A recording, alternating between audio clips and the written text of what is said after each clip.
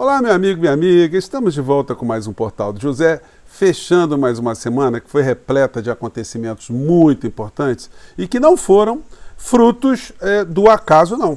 Eles foram frutos do nosso envolvimento no processo político, nos debates que nós travamos aqui no nosso país, da nossa participação no processo eleitoral, porque através desses mecanismos a gente começou a jogar para o lixo da história essa gente que fez tanto mal ao Brasil e fez tanto mal a pessoas humanas, não foi apenas uma questão institucional, não, que por si só já seria muito grave. Essa gente matou pessoas que a gente conhecia, pessoas que estavam ao nosso entorno, e isso não foi de uma forma muito clara, explicitada para o povo brasileiro. Não é por outra razão que nós tivemos uma grande parcela do povo brasileiro que esqueceu isso e acabou votando no principal responsável desses problemas gravíssimos que nós tivemos na história do nosso país. Então, quando hoje a gente fica acompanhando pelos noticiários, Fernando Collor de Mello, condenado a 33 anos de cadeia, Dallagnol sofrendo ali a perda do seu mandato,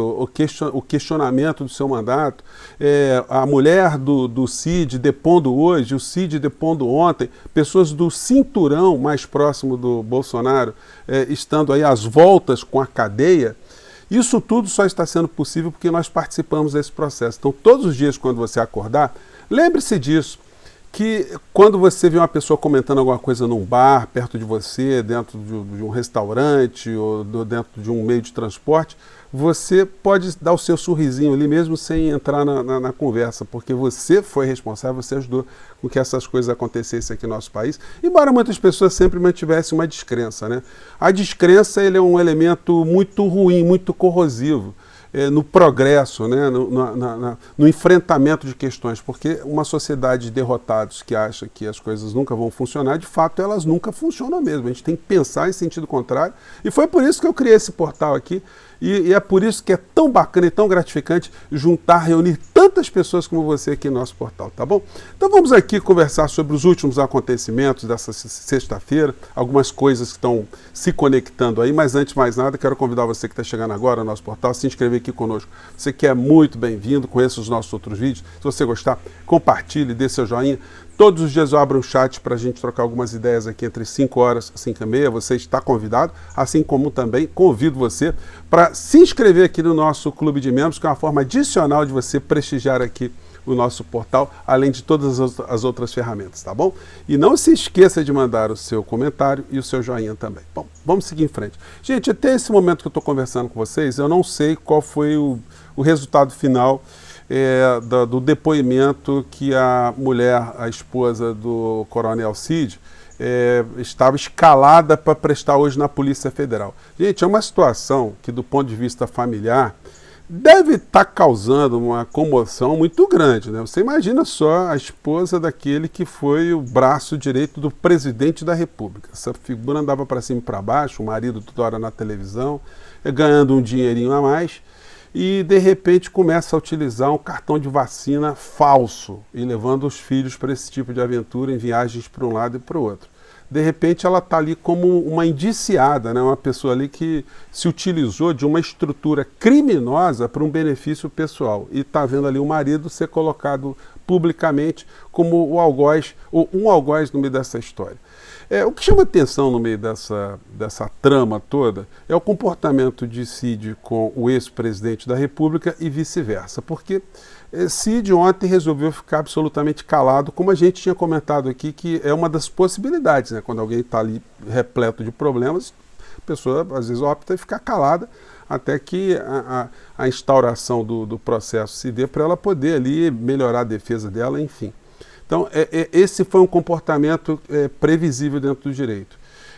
Agora, o comportamento do Bolsonaro é um comportamento típico de alguém que está acompliciado ou está com algum tipo de receio, está vendo que a casa está desabando, os pilares estão se corroendo por todos os lados. Porque se uma pessoa correta, ele está exercendo um cargo público com correção, com retidão, com honra, com moral, o que acontece quando ele descobre que o seu braço direito estava traindo essa confiança? Estava fazendo adulteração de documentos, inclusive com o uso da filha do presidente da República. Era para ele se manifestar com muita indignação, né?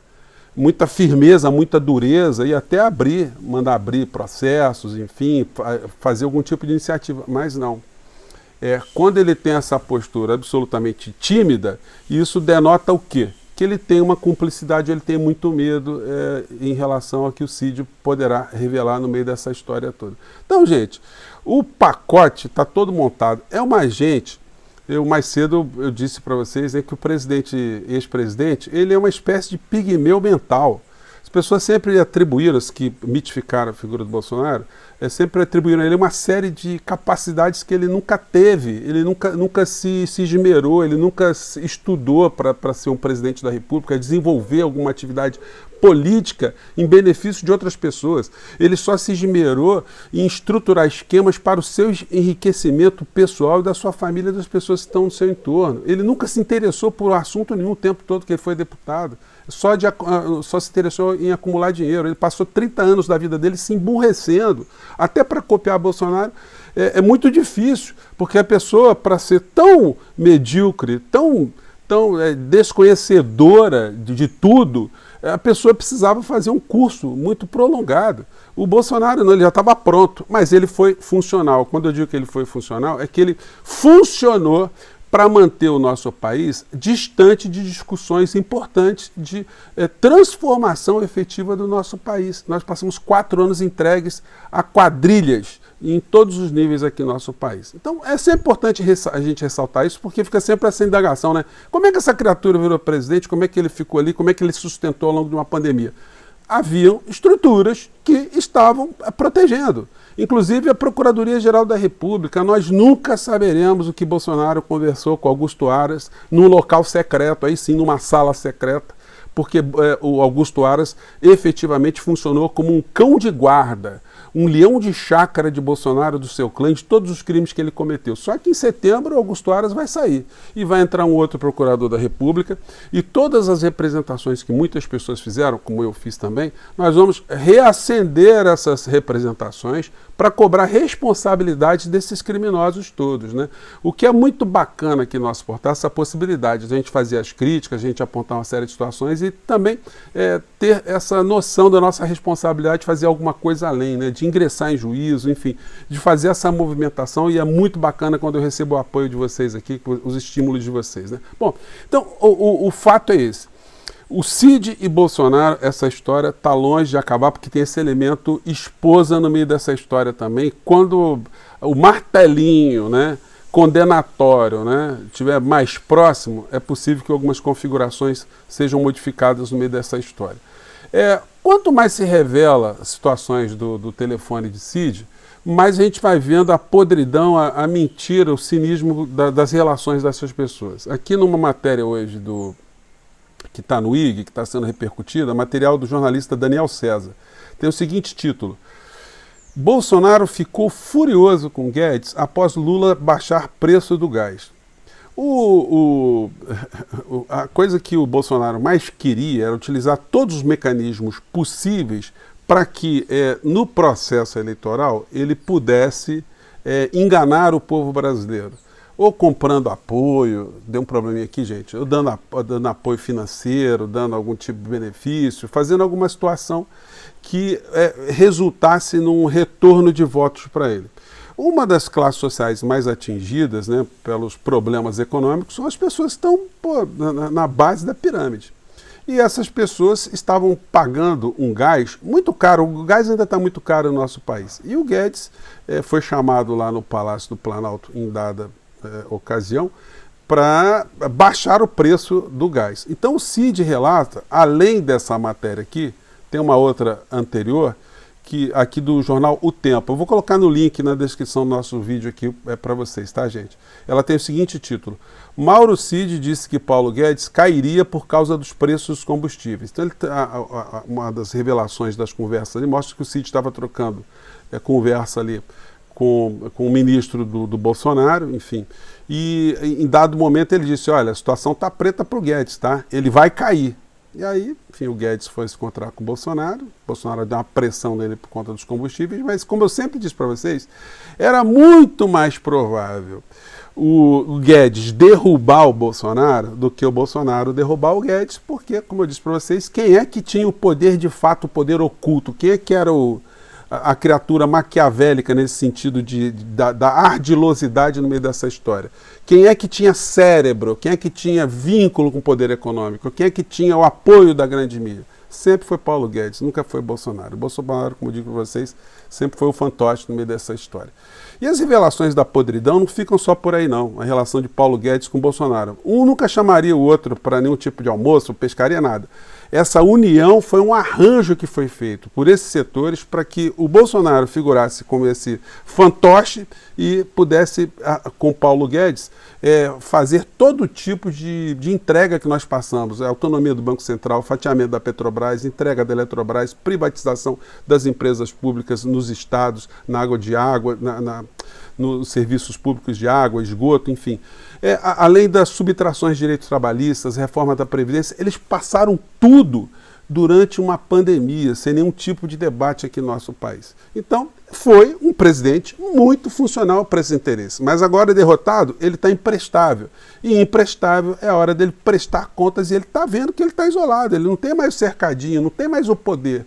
E nessa conversa que foi relatada aqui na matéria que eu estou citando para vocês, o Paulo Guedes teria dado grandes esporros, né, grandes broncas no Bolsonaro, do tipo, olha, eu não sou mais teu empregado, cara, se ligue, você agora está sozinho. Então, o Bolsonaro deve estar tomando alguns choques de realidade que ele não pensava. E antes de ontem também, ontem teve lá uma reunião na Comissão de Relações Exteriores de Defesa Nacional na Câmara dos Deputados. Gente, eu assisti, foram 6 horas, os comandantes militares simplesmente eles mostraram que as suas armadas estão destruídas do ponto de vista da sua infraestrutura, da sua capacidade técnica.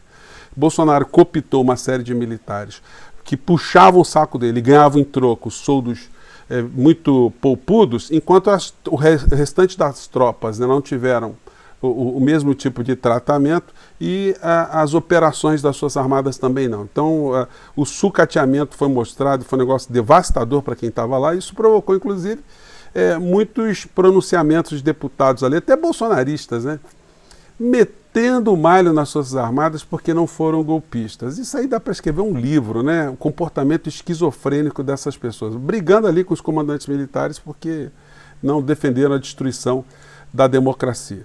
E o Bolsonaro, com o novo papel de fake que ele está desenvolvendo agora, ele pensa que vai enganar mais alguém com a conversa mansa, se passando agora por um democrata. Eu acho que ele vai perder mais apoio, inclusive, com esses fundamentalistas que queriam ver sangue o tempo todo.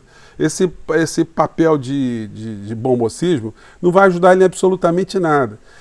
Muitas pessoas repercutirão a entrevista que ele deu para a revista Veja, que está circulando já por aí, onde ele faz uma série de elucubrações absolutamente fora da realidade, enfim, que não ajudam ele absolutamente nada, não isentam ele de responsabilidade nenhuma, e ele ao mesmo tempo que diz que vai apoiar democraticamente as iniciativas boas do governo e tal, como um democrata faria, ele ataca o presidente Lula, dizendo aqui na chamada aqui do Poder 360, né? Lula é uma figura senil e ultrapassada, diz Bolsonaro.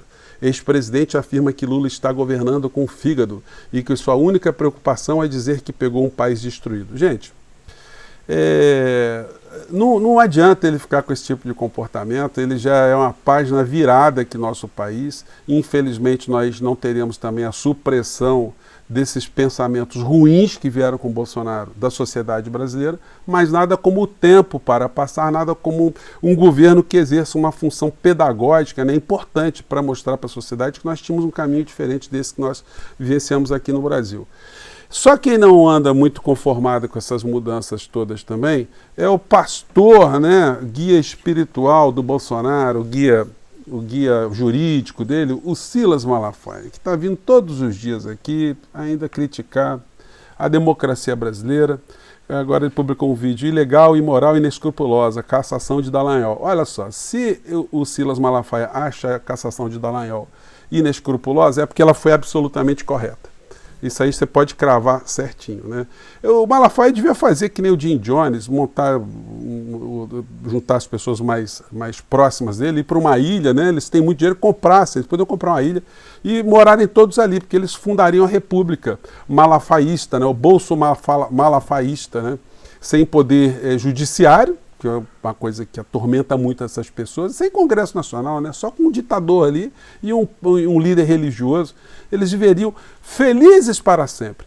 Eu tenho para mim que o ministro Alexandre de Moraes, depois de ter sofrido tantas agressões desse senhor, ele deve estar preparando alguma coisa muito cabeluda ao longo desse processo, nessas filas, né, que estão andando aí, ou simplesmente ele está ignorando, ele não está querendo bater bumbo para alguém que ele deva estar reputando ser um maluco, ficar rebolando para cima e para baixo. Só pode ser isso. Eu acho mais que a gente está mais próximo de ver algumas repercussões jurídicas em relação a esse senhor, muito mais cedo do que a vã filosofia poderia esperar. Gente, eu fico por aqui, um grande abraço, não se esqueça, tudo isso que está acontecendo no Brasil se deve a você, a outras pessoas que a gente conhece, pessoas que a gente conversou, aos nossos espaços aqui na internet, que somos efetivamente responsáveis por isso tudo, tá bom? Um grande abraço, até o nosso próximo encontro. Tchau!